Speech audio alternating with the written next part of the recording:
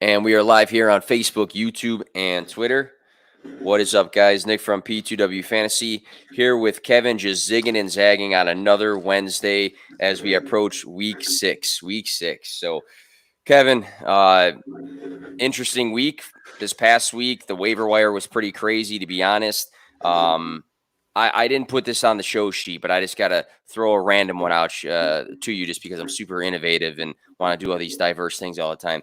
But my big question, did anybody help you win a big matchup this week that stands out? I have one matchup specifically that comes to mind for myself, but I wanted to ask you if somebody got you a nice dub. Yeah, Mike Williams did. Mike Williams is I have a 5-0 team, and one of the big reasons why is Mike Williams is on there. And it's pretty low. Eckler, Mike Williams, these other guys that have been helping me on that one. And I will say, I want to give a shout out to my boy Zach Pascal, because we had to start him in a league. Me and my buddy who co-owned a team. It's 11 starters, so it's a little deeper. And that last catch in the fourth quarter, we won on that last catch, and that was nice for me because I got my ass killed by Mark Andrews, Lamar Jackson, and Marquise Brown in three different leagues. I just got massacred by him. It was just one of those things you just got to laugh because there's really nothing you can do, and you're just sitting there like, yep, this is just how my week's going to go. I was up 82 points, and I lost in the league based on those three guys. That's insane. That's insane. Sometimes, like you said, it's just like the worst possible combination somehow hits your matchup in that specific week. But you mentioned Mike Williams, huge week, 36.5 fantasy points, which was his best week so far. And he's already been one of the best receivers in the game for fantasy, wide receiver 2 right now. Me specifically, I'm in a home league where I took second last year. I had a really good team. It's a keeper league, so we got to keep 3 guys. And I think my 3 was like Swift, Waller, and Judy. And obviously Judy's been injured. And, it's a keeper league. You got all these different rules. But I've been struggling. I was 0 for 4. So in this matchup, I had Kadarius Toney, go off, right? And he was like my random spot start for Calvin Ridley because Calvin Ridley's had whatever going on. And I needed 17.5 points to win between Jonathan Taylor and the Ravens defense on Monday. So that was the ultimate push because obviously Taylor started the game off like one play was worth 14.6 fantasy points. So that was a good one just to get the one win out of the way. So hopefully I just go on a big tear now in that league. But if you guys are tuning into the podcast here, Kevin and I typically just recap the previous week, move forward into week 6 or the next week, and then the rest of the season. As always, this podcast is partnered up with the Fantasy Points Media Group. Go check out fantasypoints.com. I try to throw out a big promo once a week that just talks about what the site offers. The site offers so many things all in one spot between the articles, and there's projections and rankings, advanced data. They have live streams. Anything you want for fantasy, it's all in one spot. So go check out fantasypoints.com. Use my promo code for a discount, 21WIN10.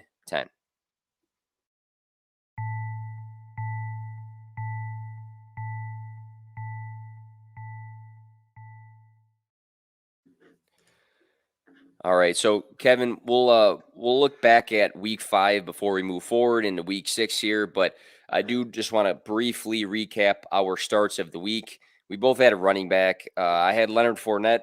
He had 21 points. He was the RB14 for the week. I did say, and I had to be a victory lapper and record it. I did say he was going to catch I think 4 or 5 or 3 or 4 passes as well as score, and he did both of those things. So that was decent.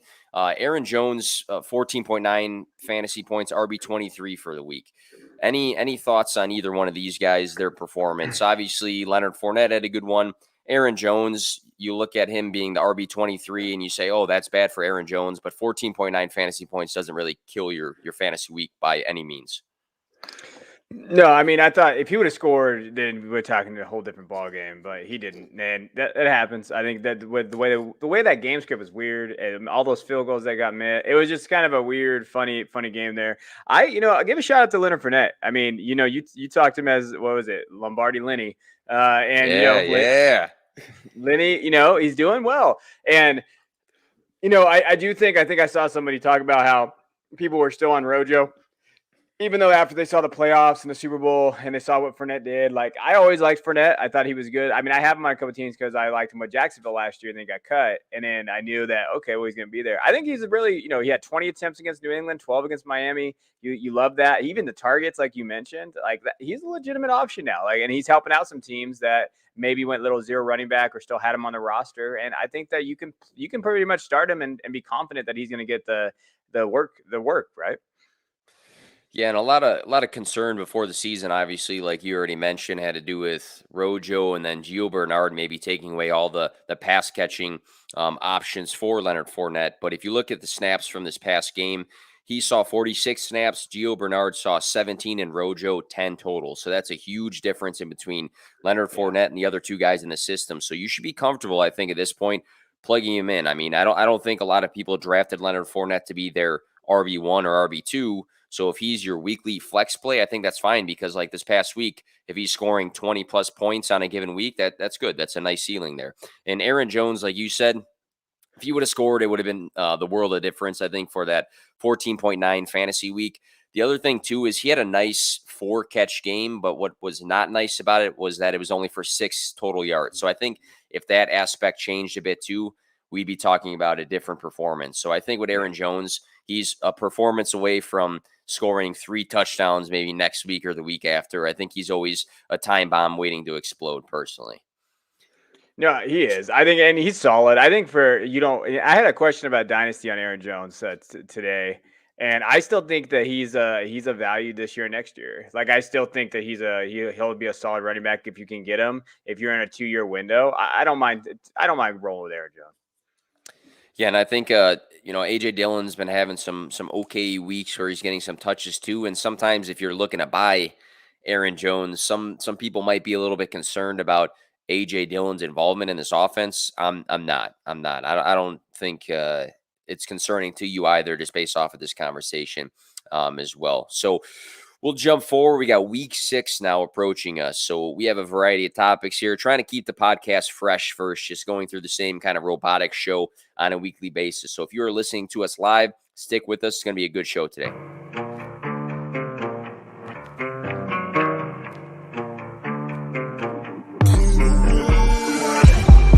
Play to win, no fear to give. I feel, but I can't forgive. I go all in this time, yeah, I won't regret. I'll pick the best on trip, they don't understand. I play to win, yeah, I play to win, I play to win. Yeah, I play to win, I play to win. Oh, play to win, I play to win.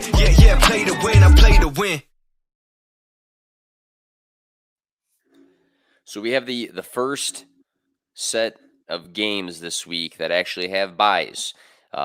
Not a big fan of bye weeks. Obviously, it throws off your lineup, but every team's going to have that impact on them this season. So I figure we open up the podcast today, Kevin, with 2 different topics here and 2 sets of different advice for redraft specifically, because the average fantasy player is playing redraft right now and needs to start planning and thinking ahead for bye weeks. So when it comes to planning or approaching bye weeks, what's one piece of advice that comes to mind for you to share?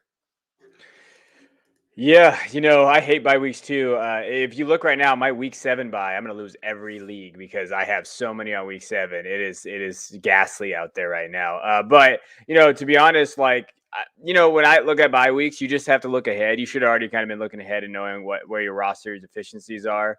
I don't have a ton of advice. I just think that, you have to roll with it. I will say this on bye weeks. And if I'm looking for guys to start now that my guys are out, I kind of go towards high ceiling guys. For example, like Cedric Wilson could have a high ceiling, just depending on how they use him in Dallas. And you're looking at guys that maybe could break out, and you kind of go for that. So I like to go for high ceiling plays either, especially if I have a lot of my starters on buys and I'm like, hey, I'm just going to go for it here. I don't like the floor guys, especially with these bench players, because that could kind of get you in trouble. So go for the high ceiling and roll out of it, especially if you have a lot of guys on buys. I do like that piece of advice because I don't think most people have the options. Let's say you just drafted in a home league this season to have like this good mix of guys that are super similar on your bench versus your starting lineup. Typically, there's a big gap between who you typically start versus who you are going to stream or who's on your bench unless you got lucky on the waivers early on. So I think approaching it with the high ceiling. Target's a good way to go because we can find that guy that's been consistently scoring like 7, 8, 9, 10 points, or we can go for a guy that might have had that one week and then he popped off for 15, 16 another week, and it might not be as consistent, but you can see the elevated ceiling there.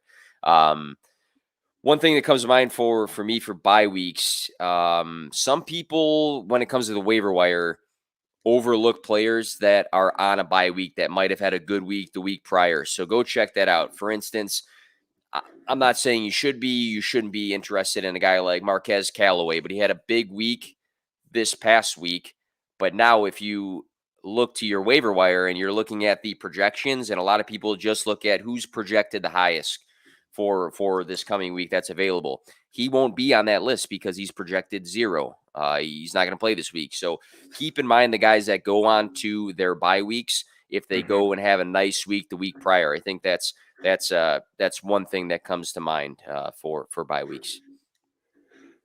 Yeah. Other than that, bye weeks suck. Like I've been looking at some of my teams. I'm just like, man, a lot of quarterbacks out. I know for a fact, like week 7 for me, you have the Chargers, you have the Cowboys, you have a lot of these high scoring fantasy options for me. So the upcoming I know, like I really need to win this week, especially in a lot of my leagues that I want to kind of get that extra bump up there. And it's tough times too, because a lot of people are dealing with the same thing. And I think approaching things in advance versus waiting last minute is going to help you win your weeks and be one step ahead. So another redraft topic I wanted to touch base on, and we're actually going to build off of this topic too as we go on with the podcast here, is trading. So we are 5 weeks in now. There's probably a decent chance that you need to make some tweaks to your lineup, or you can capitalize on somebody else that really wants to shake their lineup up because of an injury or because of a bad record or just inconsistencies in their lineup. So trading's good. Trading's very, it makes leagues and redrafts more fun, I think. And I think it's a big part of trying to win, playing to win is looking for trades. You shouldn't just trade just to do it.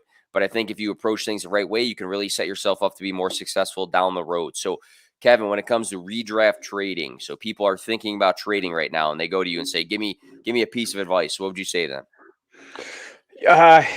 For me, I'm going to target guys that, not necessarily we'll talk about trade targets in a little bit, but don't be afraid necessarily to lose a trade in terms of face value. Look at your roster. Just because you lose a trade based on what Twitter polls say or like your league says doesn't necessarily mean that you did. If you have a deficiency at wide receiver, you got to give up a running back. That's fine. I'll be honest. I try not to trade my running backs in redraft, especially this late. I like to keep those because I think they're better commodities. So I'm not moving a running back at all. And stick to your guns and stick to your rankings too. I had a redraft trade. Someone tried to trade me Dalvin Cook for DeAndre Swift, and I laughed because you're not getting Swift, first of all. But I also know based on kind of Dalvin Cook's injury stuff, and Swift looks pretty good. I think they're going to get more workload. So stick to your guns, understand that, but try to fill some deficiencies. And if that means that you got to give up some guys that maybe people like more, I'm okay with that. And just look what your values are. You just got to look at your roster. And to me, it's just like, hey, go for it. And don't get complacent, though, because that one guy that you're competing with, he might be making deals right now,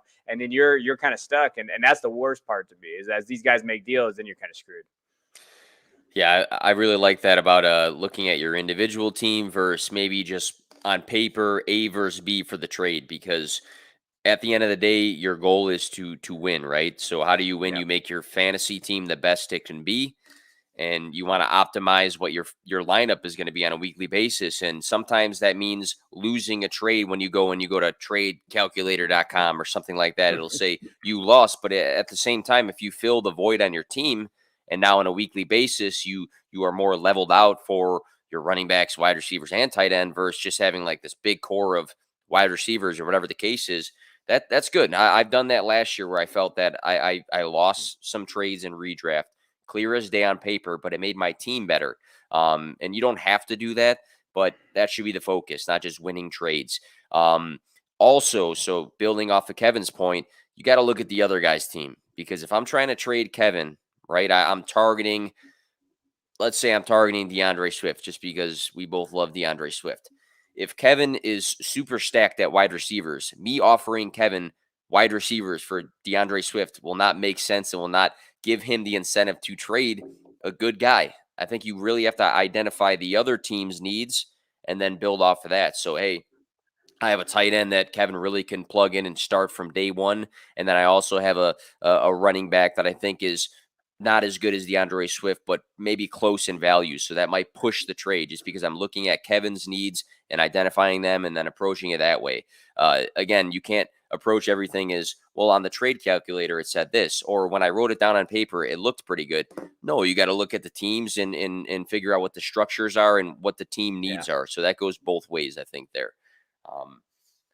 So we go into the next topic. Obviously, we're talking about trades now, and I think trading, again, is a big part of redraft, and it makes leagues more fun, and it can make your team win some leagues here. So big question. So trade targets. And I do want to say this too. I want to say this too. It's very hard to target a guy after an explosive week. Like I had Kadarius Toney, and I'm getting offers in this one league, and they're nothing special. And they might have been good on paper, but what incentive do I have to trade a guy who just exploded?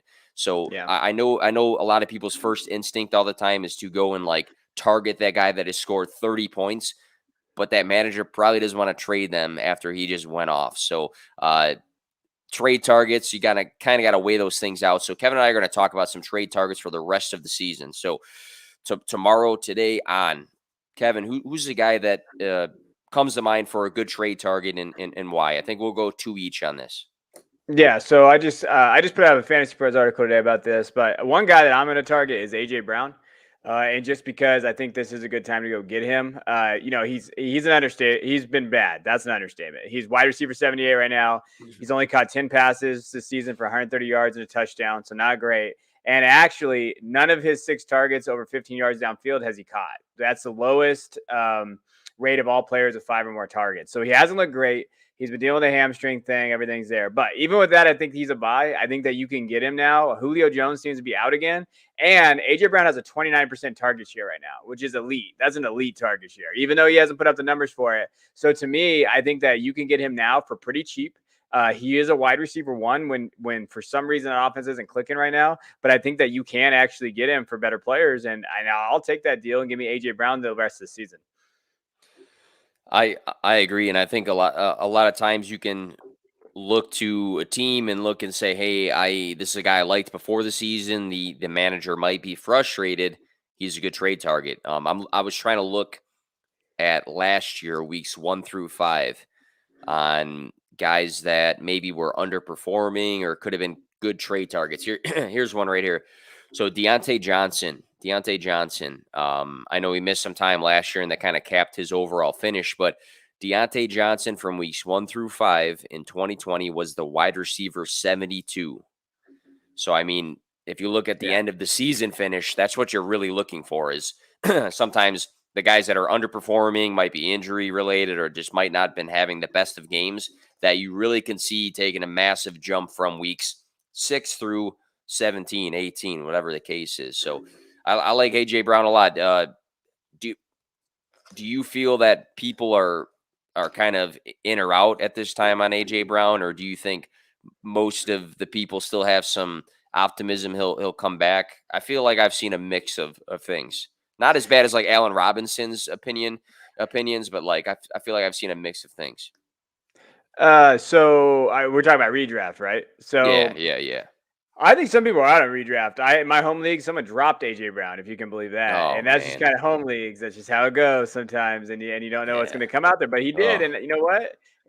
Realistically, though, if we don't think of AJ Brown out of that mindset of like, oh, it's AJ Brown, come on, we can do this. Like, he hasn't performed. Wide receiver 78 is not good. And if you really I don't know who you're picking up on the waiver wire, but regardless, you're going to hold him. I think he has gotten to that point where maybe you can move some pieces for him and go there. I know in Dynasty, he got traded for Stephon Diggs straight up because when I did my article, I researched that and looked at that. Obviously, you're not going to get that in redraft, but you could realistically go as like a wide receiver 2, and maybe you have a extra running back, and then maybe try to get AJ Brown and then go from there. Not like a good running back, but give me like maybe you have Damien Williams right now, and the David Montgomery owner is out there, or is there just something to kind of look for those injuries and where you can fill and plug and play? That's what I would kind of be looking at.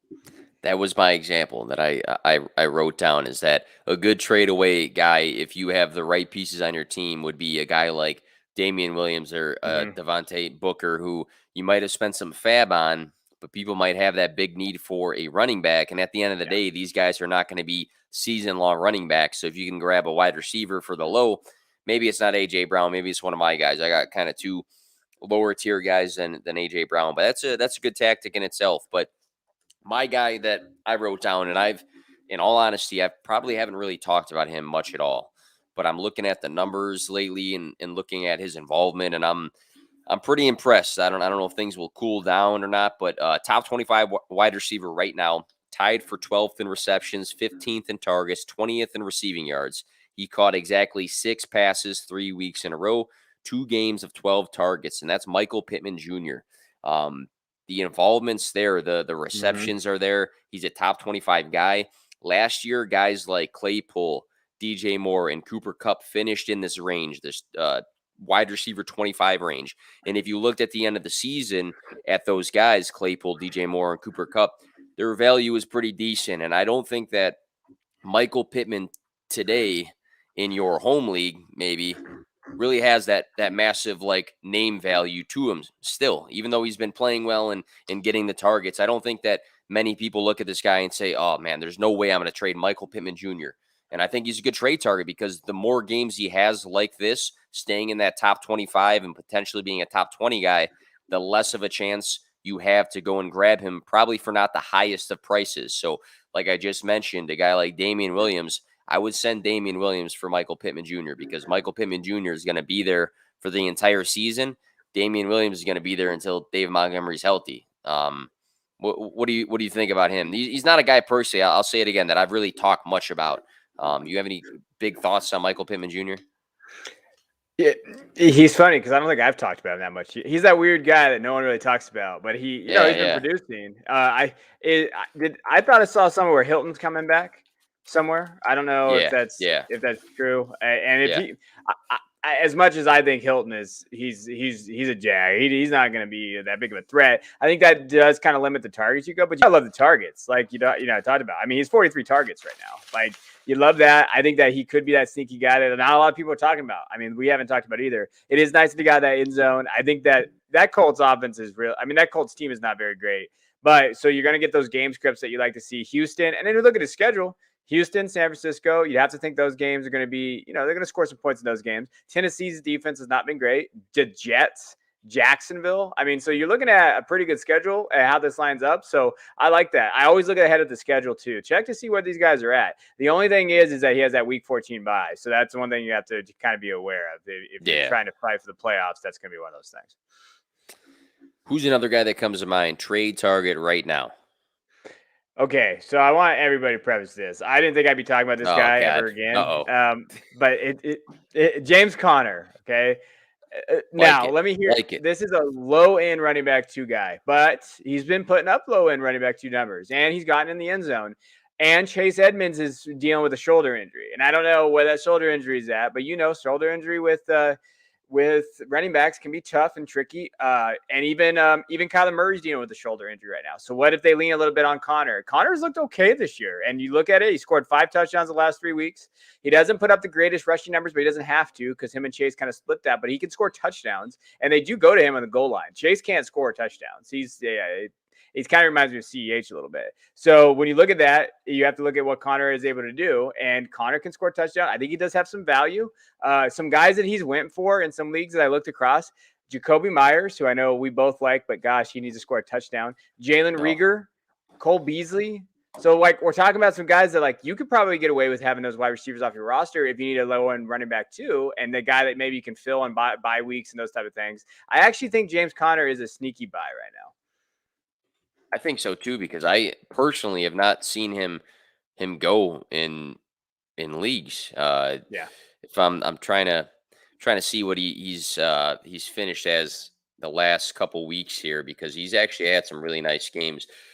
Last 3, 4, 5. So weeks 3, 4, 5, he's the running back 14. 10.7 this past game, so not not a crazy finish. He did have a touchdown, but the weeks prior, 20.6 and 18.3 fantasy points. You mentioned the goal line work. There's only been 6 players so far this season that have more red zone rushing attempts. So when they get there, he's the guy. He's the guy. And when you survey the world and say, what's an offense, name me a couple offenses that are going to be in good scoring positions because they, are high, fast-paced offense that's going to score a lot of points. Arizona Cardinals come to mind, and I like James Conner. And if you had to go, again, survey the room, what does James Conner cost? You go to all the managers in your various leagues. What's the cost of James Conner? They're not going to tell you that it's Dalvin Cook or it's going to be A.J. Brown or it's going to be one of these high-name guys. They're probably going to weigh things out with you. So I like that too. I like that too because at the end of the day, and you mentioned this earlier, I'm also a guy that doesn't like to trade away running backs in redraft, and it's hard to get them. So if you can get them at a discounted price because people aren't really catching on to, hey, this guy's been effective, that can really work out. So I do like that James Conner call. I was kind of bullish on him being better than Edmonds this year, and I don't know if that's how it'll finish, but he's useful. He's useful. He can be a nice flex play, especially if you score on 18 plus 2 out of the 3 last weeks there. My second guy, and I feel I'm a little iffy on it, and I've seen a lot of people kind of writing him off and saying that he's probably not going to be the best options. A few people said that you can drop him actually, so maybe he's free or maybe he's for the low, but I still have some faith in Laviska Shenault, and here's why. So he lined up wide last week. I'm pretty sure he's typically in the slot. The other guys in this system, for whatever reason, were getting more targets. He only had 1 catch that went for 58 yards, so that kind of saved you if you had a goose egg with him. He only had 3 targets, but 3 out of 5 games this season, he's had 7+ targets. If you look across the board, I was looking at this too because people are like, oh, no DJ Chark, and he only got 3 targets. Well, it happens. It happens. Tyreek Hill, week 2, he only had 4 targets. Hopkins, week 2, he had 4 targets. Deontay Johnson, this past week, he only had 2 targets. CeeDee Lamb, week 3, only had 3 targets. So sometimes it's a product of the game script, but at the same time, we see plenty of times that a wide receiver who should get the targets just doesn't on a given week. If it's a continued thing, then maybe start fading Viska a little bit. But I think the 3 targets will be corrected. He had 6 catches the game prior. Lawrence is 13th in attempts, and I think he's starting to do a bit better with his production as well. So I think Laviska Shenault is a guy that you would not start in the wide receiver position. I think he's a guy that you would start in the flex. And I think that if you're looking for a bye week guy to have on your bench or if someone was injured, I'm going to give him a shot at flexing him again. What are your thoughts here? Because again, I've heard a lot of back and forth on him. Yeah, I talked about Viska, I think, a couple weeks ago. My opinion. I just don't think Laviska is that great of a wide receiver. So I think he's okay. I just think that with that offensive scheme, with what Urban's trying to do there, do you know what Urban's trying to do? I mean, besides dancing with he's been doing a lot of things. He's been doing a lot of things. So I just don't quite understand their scheme. I don't know if they do. Darrell Bevell has never been I've never been a big fan of Bevell, even when he was at the Lions and those things. So they got to show me they want to get him more involved. I don't mind keeping him though. He's a wide receiver 1A, 1B. Like realistically, he is. So like you have to roster him just because I think there's the potential there of him kind of doing it. But again, we're in week 6 now. At a certain point, these guys got to do this. Like at a certain point, they got to come up. Now, here's the question. Here's my question for you: would you rather have Kadarius Toney or Laviska? See, you know what? I mean, it's one week, and sometimes we have to temper our expectations. But man, that Giants core, Kenny Galladay. For this quick side note, I don't want anything to do with Kenny Galladay on any one of my teams, and I cannot get rid of him for the life of me. I don't want anything to do with Kenny Galladay. He's one of the most frustrating players in all of fantasy. And then you go down the list. Sterling Shepard, I think, should be back. If it's Shepard or Toney, who's going to get more targets, might be Shepard, but maybe Toney's got the bigger playability. I might go Toney. And it's been 1 week. But 13 targets is not a joke. What do you think? Are you going him as well, or do you like Viska?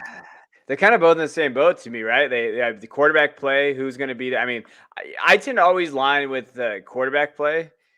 And Yeah. I can't. I don't know. Can we say Tony is quarterback proof at this point? I mean, he punched a guy last week too. So like, there are some things with Tony that are a little out there. I think I would still lean Visca just because I think Visca is with Lawrence. Daniel Jones is there. He's gonna get the targets though, right? So he's getting the targets that Laviska's not, which makes me just sad inside. But Yeah. it's close. It's very close. And I That is mean, I know he's close. dealing with the injury. I know Tony, something came out there. I think he'll be all right. But yeah, Galladay, you suck. I'm done with Tony. Kenny Galladay, I have him Man. everywhere, unfortunately. And I thought he could be a wide receiver too, just based on the offense. And realistically, he should be doing what Tony's doing. But there's something going on with Galladay. He can't create separation. So I think that's the biggest thing. And he's just not a factor anymore. And he's going to milk this injury now. I don't think he's coming back. I think he'll milk this injury and just be done. He's hurt literally every single week, and he barely played last year, and it's ridiculously frustrating because I'm the same. I'm the same. I saw this big opportunity to be an alpha in a system and get like these or have these games where he's getting 10 plus targets and scoring some touchdowns. We know that he's good at doing that. He was the league leader 2 years ago or whatever the case.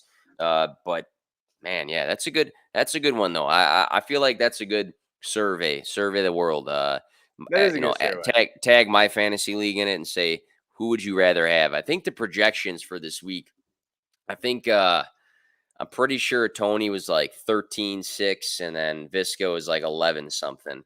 But yeah, that's interesting. That what would you rate the hook out of 10? He had it. I think that I liked it. I'd say 6.5. I still don't. Do you understand why people throw punches with people with helmets on? I just No. never known that. No, I'm trying to relate that to something else, like another sport here. I don't know if it could be another sport, but I yeah, don't know. there's got to be Like- something else where like it makes absolute zero sense to do something like that. You know who did it though? You know who did it was Wims for the Bears. He took the shot on Savon? somebody last year. Yeah, he sucks. I Yeah. mean, he's terrible. And he results to that, and he should have been kicked off the team after that. But Tony will give him a pass. He had a great day. He did. Helped me win a week. He really did. But yeah, so a couple trade targets there. And again, this is the time to do it because a lot of people are kind of in limbo, and you don't want to wait until the very end of the season because at the very end of the season, trying to trade guys that are 3 and whatever, and they have zero chance of making the playoffs, what incentive do they have to trade you? They probably don't care at that point. So do it now while people are trying to come back or stay alive or whatever their status is in your league. So moving forward here, so rubbing the crystal ball, Kevin, and again, trying to have a variety of topics here just to keep things fresh. QB1, wide receiver 1. I want to talk about these two specific positions. I think they're hard to predict for the rest of the year just because there's a series of guys that can finish as the overalls for these position. I'm not saying the running back room can't change, but there's two guys kind of ahead of a lot of guys right now for that. But QB1, so you had a crystal ball, predict it, call it now. At the end of the season's done for fantasy. Who will be the QB1 at the end of the year? This was tough, actually. Looking at the leaders, I was kind of going through there, and I'm like, man, it's crazy. I can't believe Dak's 10 right now. I was looking at it like, yeah. And I think a lot of this reason is because we had thought like maybe Dak's defense was going to be worse than it is. It's not, and so they're not getting that. So I can't pick Dak, unfortunately. Sorry, I know I'm a homer out there. I'm going Lamar, man. I'm going to go Lamar, and that's just based on his usage and just based on – I mean, they have no rushing attack without Lamar. They don't. Like, they're just not there. Tyson Williams not a thing. All my Le'Veon Bell truthers, like 2 months ago, you guys disappeared as well. And if you look at what he did this last week, I mean, the guy went off against Indiana. Indianapolis Colts. They just went off. And, 442 yards passing, 62 yards rushing. And I just think that he's going to have those 4 touchdowns. Like, if he can do that consistently to where he gets 300 yards passing and maybe almost 100 yards rushing, I mean, which they're going to have to. They have to lean on him. I think the only thing holding him back is injury. Like, I think that's it. They're not getting any running backs at any point. Their wide receivers coming back and get Bateman back. And now you're looking at an offense around him. And if he can throw the way he's been throwing, shit, he could be quarterback one. He could be the best value you got in leagues this year. And before I go into mine, and I'll comment on Lamar Jackson in a second, I do want to just read off briefly here the current standings as of week 5. So going straight down the list, top 12, Mahomes, Brady, Lamar Jackson, Josh Allen, Justin Herbert, Kyler Murray, Jalen Hurts, Matthew Stafford, Sam Darnold, Dak Prescott, Daniel Jones, and Russell Wilson, who is now injured. And part of the reason I did not put on the show sheet my individual picks was to see if maybe we agreed on some, or maybe, I don't want to influence you too much, Kevin, not that I do that like ever or anything like that, but my guy was also Lamar Jackson. I mean, nice. fifth in passing yards. If you had to say before the season started, like, give me your top 5 quarterbacks in passing yards, I doubt most people would say Lamar Jackson's going to be one of those guys for passing yards. This past game, 4 passing touchdowns. He only had 4 the weeks prior combined. So I think that's a really good sign. The other thing, too, we know the Konami code quarterbacks for fantasy is huge. He has 341 rushing yards. Second place for quarterback rushing yards is Jalen Hurts. He has 256. So he is nearing the 100 mark, above second place for rushing yards for the quarterback position. He's currently the QB3. I'm with you, though, Kevin. I think that this offense is going to be, I'm not going to say that adding Rashad Bateman is going to make this offense the best in, the country just because of that one ad. I think he is going to make the offense improve, because I think he's going to supplement Hollywood Brown in a good way. And I think Mark Andrews in the last game. But Lamar Jackson, what he brings to an offense and what he brings to fantasy is unquestioned. You saw the numbers in his MVP season, and now it's going to be scary if he's going to be one of the league leaders potentially in passing yards, and then he gets back to throwing multiple touchdowns in a game, and then he rushes here for 60 to 100 yards. It's a cheat code. It's a true cheat code, and I don't see him falling out, like you said, of this top 3 mix unless there's an injury. And I think that they schemed this offense well enough that it shouldn't happen, as long as he's not doing any front flips into the end zone or anything. Yeah, I mean, I just think, like, of the guys. So if you go through the guys there, Mahomes is Mahomes, but they're very close right now. But I think Mahomes is going to be there. Brady, at a certain point, I think that they can still lean on that rushing attack. It's really those 3 that. Do you think Allen too? Like, of those 4, you're really picking. When it gets to Herbert, I think that they can lean on Eckler a little bit more. He's had a great year, but I can see them kind of going away from there. Murray, he's got that shoulder injury. They might lean on it a little bit. I love Murray too. I don't think Jalen can get there. And then after that, it's none of those other guys are going to finish. So I really feel like it's any of those guys. And for me, it's Lamar, just based, I think, on that usage like you talked about. Mahomes could be, but Mahomes, that Kansas City offense is struggling right now. And maybe they lean on Darrell Williams a little bit. Maybe they try to get a little more involved there. And that conference is tough. Lamar, we'll see what happens. Steelers haven't done that great on defense, but they look like they can score there. Browns have looked okay. So when you're looking at kind of the conference there, I tend to go there. Yeah, and guys like Herbert, I think, stole the show this weekend outside of Lamar Jackson, just because he had that massive week. Yeah. But a lot of these guys just aren't super consistent, and they have these up and down weeks. And like you said, the list of guys that just get it done on a weekly basis is pretty small. I like Jalen Hurts, and he does have that bigger ceiling because of the rushing ability that adds points to fantasy. But he's got to do it week in and week out. And I think that, I'm not going to say that he's had these terrible games or anything. I'm actually a big fan. He's on my jersey order list, but he's had a very consistent 20-ish points throughout his first 5 weeks here, but he hasn't had that game like Herbert just had, where he scores 40 or something along those lines. So wide receiver position, we'll shift over to that, and maybe we'll go through the running back and the tight ends another week here. But running wide receiver position, so I'll go through the top 12 here, and then same thing, I'll ask Kevin his prediction for the wide receiver 1 when the season ends. So down the list from 1 through 12, Cooper Kupp, Mike Williams, Tyreek Hill, Devontae Adams, Deebo Samuel, Marquise Brown, DJ Moore, Jamar Chase, Justin Jefferson, DK Metcalf, Mike Evans, and Terry McLaurin. So the deepest position in all of fantasy. This entire list from 1 through probably 30 is going to fluctuate like crazy through the rest of the season. But give me your prediction. So wide receiver 1, once the season ends, is who for you? Yeah, isn't this list funny? Like when you named it, some of those guys, Debo, Marquise Brown. Like, I love it. I love this. Is why I like fantasy. I just think it's great. Mike Williams, Cup, and as much as I like all those dudes, it's Devontae Adams. Like I can't go against Devontae. I mean, I just follow the targets. Right, he has 61 targets. He's leading the league. And you just see what he's been able to do with Rodgers there. 16 targets last game with Cincinnati, 206 yards. He's open in every play. You watch him here. He's the best wide receiver in football. I really stand behind that. He's that good. And I like his schedule. Chicago, Washington, Arizona, Kansas City. Like they're gonna have those big games there. I could see them go on that. Like give me the schedule. I think he can finish there. And the only guy that I contemplated picking was Hill. So to me, it's Devontae Adams or Tyreek Hill, and I'm going to lean Adams on this one. So we're going to go 2 for 2 because that was also my pick. And you asked the question, well, why is he the wide receiver 4 right now? Because if you look at the league leaders in receptions, targets, and yards, it's Devontae Adams.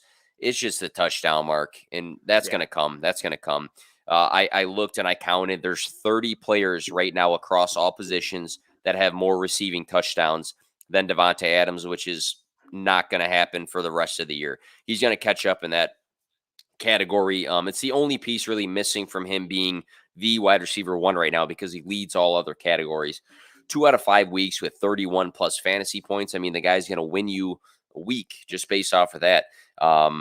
He also leads the league in wide receiver reception percentage. So the percentage of receptions for an individual team, he leads the league in that, and it's 35.9%, which is high for the wide receiver position. So again, he's a guy that's already leading in most categories. As soon as that touchdown mark catches up to him, which it will because he's very, very effective in the red zone. I think I don't have the numbers in front of me, but I looked at a stat across the last like 3 or 4 years, and Devontae Adams is always a top 3 guy for any position targeted in the red zone, and that's just going to continue with Aaron Rodgers. So I think there's going to be a point, as long as he stays healthy, that it begins to be not close. I think it's going to go back to him being the 1 and then him having a little bit of a gap and maybe a lot of bit of a gap between him and the 2 and the 3. So 2 for 2. Yeah. Me and Kevin we barely like each other, and we debate every single day and things like that. But we're agreeing 2 for 2 here on all sarcasm. But I like that. And I will say, I think I found your stat. So Devontae Adams has 46 red zone receiving touchdowns since 2016, 17 more than any other player of that time frame. That's insane. That's an insane stat. That's the Packers offense does nothing in the red zone but scheme up plays to find Devontae Adams. So literally. And that in itself should make him a highly drafted player every single year, because obviously touchdowns equals 6 points.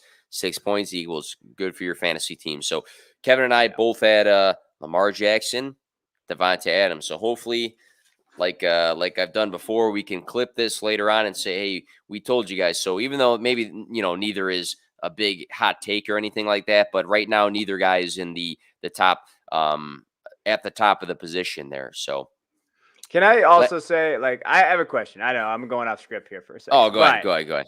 Isn't it feel like that all that matters is 20 guys every year?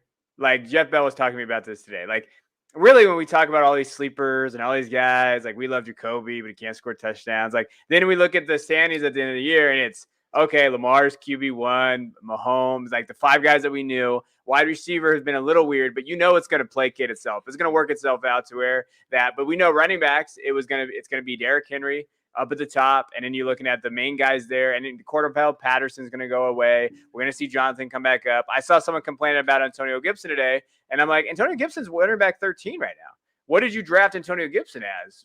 You should have drafted him higher than that. He was going to finish as a running back 1, unless you thought he was going to have a breakout. I really feel like I laugh because it really 20 players matter. As long as you get those a handful of those guys, you're going to win your league and just not get hurt. Right? That's good. That's the key. It just makes me laugh when I think about this and I look at these numbers. But you go ahead. Sorry, I didn't mean to cut you off. No. It's a good point because at this point of year, I think the focus all the time is not on the guys that have done it on a yearly basis. It's on the guys that have not. And if we look back to 2020, let's look at the wide receiver position in 2020, weeks 1 through 5, where we are currently at right now. Robbie Anderson, wide receiver 7. Trying to go down this list, see some other obscure things. Tyler Boyd was pretty high. Tyler Lockett finished pretty good. OBJ, wide receiver 13. Things tend to change. Let's see if we can look at the running back position for a second. Chris Carson was the running back 5 for the year at this point. Todd Gurley was nearly a top 10 guy last year. It does even itself out as the weeks go on. Do you think that, out of these guys that are kind of not oddball guys, but guys that we really didn't expect, do you think most of these guys are going to fall out of the top 12, or do you think it's going to be, I don't know. It's kind of hard to predict, especially for the wide receiver position. Cooper Kupp and Mike Williams, 1 and 2, and Deebo Samuel, wide receiver 5. Do you think all 3 of these guys, Marquise Brown, wide receiver 6, it's hard to predict. Like, how many of these guys you think drop out? I don't know. I mean, when you look at the guys behind him, I think Keenan Allen might get a little higher. He's at wide receiver 17 right now. Like, I think that maybe he'll relegate there. I think Mike Williams might jump it down a little bit, but he can still finish as a wide receiver 1. Like, I really do. I think he can finish as a low end wide receiver 1 if he gets 2 targets. The only guy that I'm thinking, and I think Deebo is a clear wide receiver on that team, so I like that. I love Marquise Brown, but I could see maybe with Bateman coming back, maybe Marquise Brown's targets go down if he doesn't get those big games that we like to see. But, realistically, you could see something like Devontae, wide receiver 1, Hills, wide receiver 2, and then maybe DJ Moore. He might sneak into the top 5, like with all those targets he's getting from Darnold. I like that. But, I think CD could pop back up. CD's not, obviously, he's wide receiver 23 right now. It's not what you like to see. They are going to target him a little bit more. Maybe he'll get into that top 12. And then it'll go back to as we predicted, or almost as we predicted. Let's finish things off here. We're getting close to the 50-minute mark here. We do this every week. We give one start of the week, and sometimes it's a guy that you probably were starting already, and we are just advocating for this player because we think that they're going to finish higher than the expected or have a bigger week than the consensus thinks. Or it might be a guy that you have on the fence for starting. You might play this guy in the flex position on a weekly basis or kind of juggle it. So we're going to convince you otherwise. So, Kevin, week 6, who stands out in week 6? All right, hear me out here, people. Okay, I'm going Carson Wentz. I'm gonna go a little bit out of there. He's playing Houston. I think it's a good matchup for him. And as far as fantasy goes, he had 22 fantasy points last week. He had 402 yards and 2 touchdowns.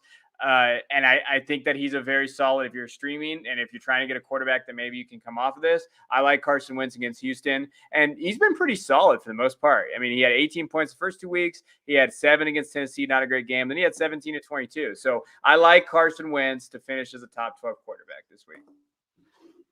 Houston's defense allows the 9th most points per game to quarterbacks this season. Yeah. So that says a good matchup, good streamer, because Carson Wentz is only rostered in 11.3% of ESPN leagues. So if you're looking for a guy, he might be that guy. 402 passing yards this past week against Baltimore. My brother Anthony, who I'm not a big fan of, but he texted me and he said, Carson, he said to me, I swear to God, he goes, Carson Wentz looks good. And the minute that he said that, I knew that he had Carson Wentz in some sort of league because he wouldn't have said that otherwise. But he actually did look good against Baltimore. And Baltimore, their defense maybe hasn't been performing to what we might have expected, but they're still a good core. So he had a good week. And when you look at this point of the year, it's hard early on to say, this defense gives up this to tight ends or this to quarterbacks. We're 5 weeks in now, so that's a good stat, knowing that they give up the 9th most points per game to quarterbacks. So I think that's a good streamer. Especially if you are missing a guy because of the bye week, or you got a guy that's banged up. You just lost Russell Wilson, whatever the case is for your fantasy team. You mentioned this guy like 3 times, and I think it was just all foreshadowing, but.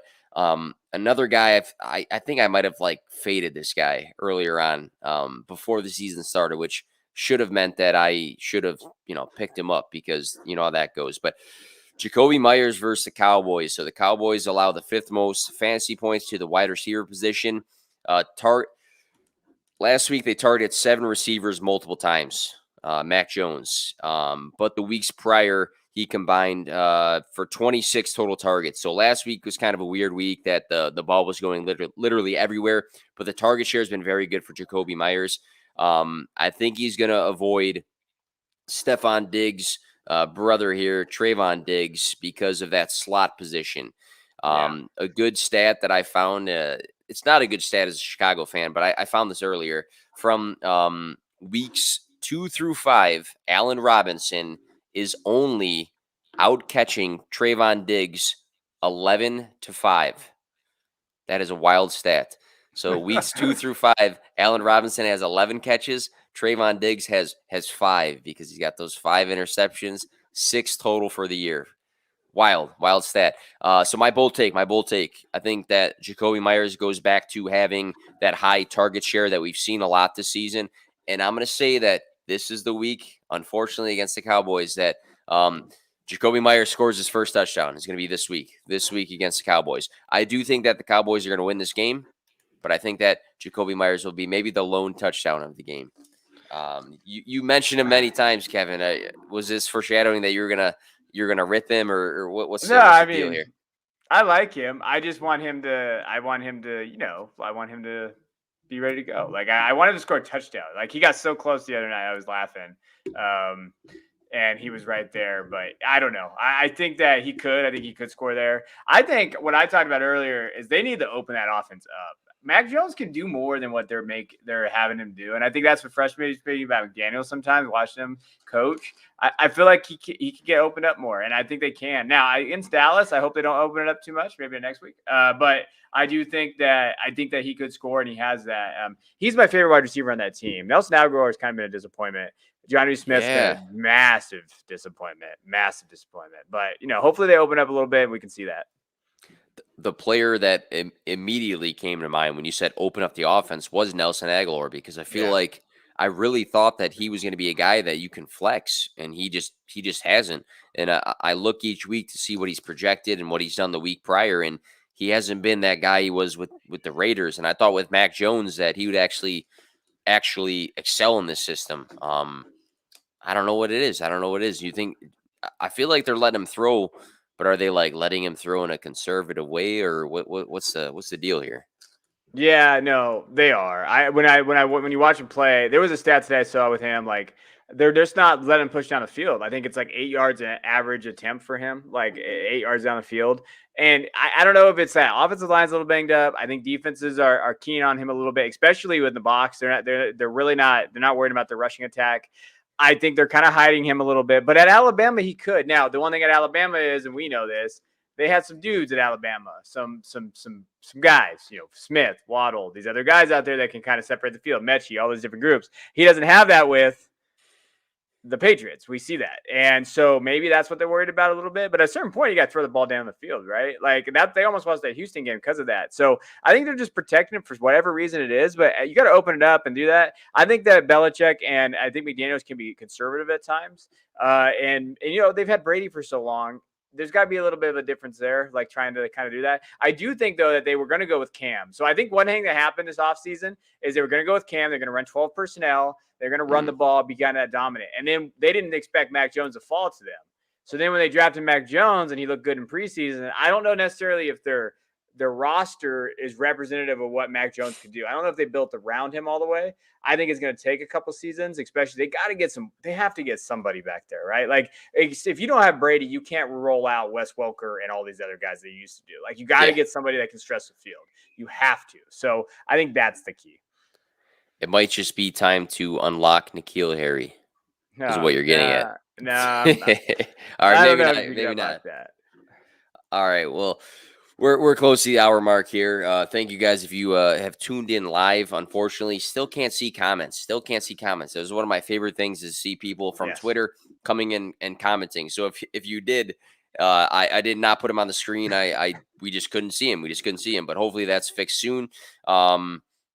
Kevin, anything big coming up for you the rest of this week here before we close things off? Not really. Gonna go buy. My daughter asked for a basketball backpack, so I'm slowly indoctrinating her. Oh, So I'm gonna go get her a Looney Tunes basketball backpack, and I'm excited about that. But that's about it.